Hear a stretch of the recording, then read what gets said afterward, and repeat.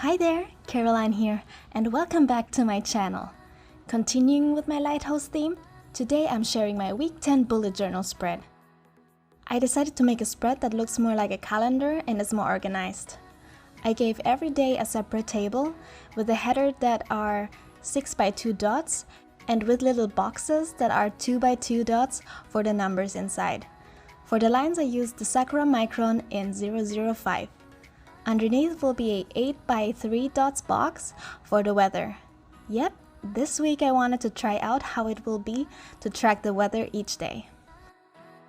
Last year, when I bought my first dotted bullet journal, I decided to include in my order the templates with different letters, dividers, and so on. One of them has those nice bold lettering that kinda looks like Times New Roman, and I thought that would be so nice to use in one of my spreads. So today, I decided to include them in this one. For the week 10 lettering, I used the Sakura Micron in 08. After that, I used the Sakura Micron in 05 to write out the day header and the day numbers. Also in one of the templates are those perfectly spherical circles that are used as circle templates for the task and the weekly days, as well as the next week box.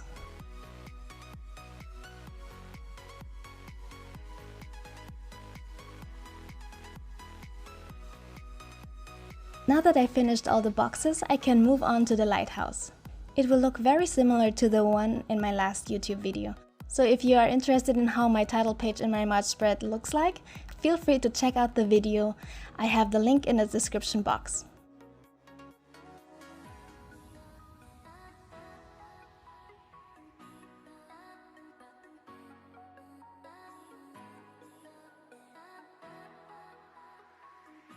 After completing the Lighthouse outlines, I noticed I made a mistake in the box for Sunday, so I corrected it with some whiteout and added another line for the weather and some more circles.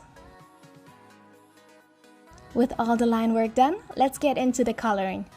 I wanted a pop of color for my dates, so I decided to use a red Crayola super tip to color in the number boxes. When using watercolors, the pages tend to wrinkle, so to minimize that as much as possible, I used the Tombow dual brush pen in 451 to paint around the clouds and the lighthouse for the sky. And I used the Tombow dual brush pen in 452, the deeper shade of blue for the ocean. Then I used my watercolors for the actual lighthouse.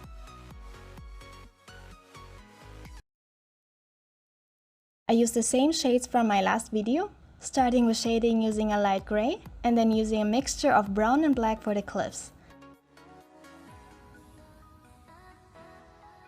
Next are the red circles of the lighthouse and the top.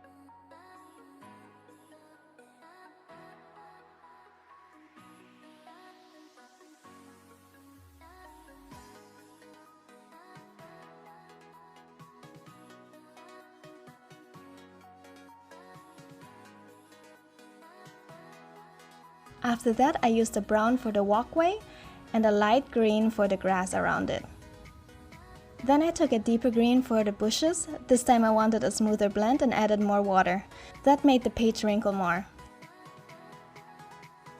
Then I took the Tombow dual brush pen in 451 again and added little divider lines to the notes and the next week boxes, as well as added a gray shadow to the header boxes with a gray Crayola super tip.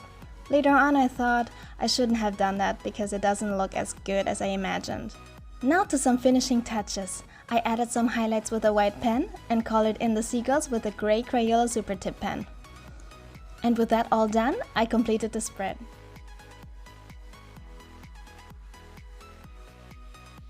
That's it for this video. If you liked it, give it a thumbs up and subscribe if you haven't already. All the materials I used will be in the description box below. And until next time, bye!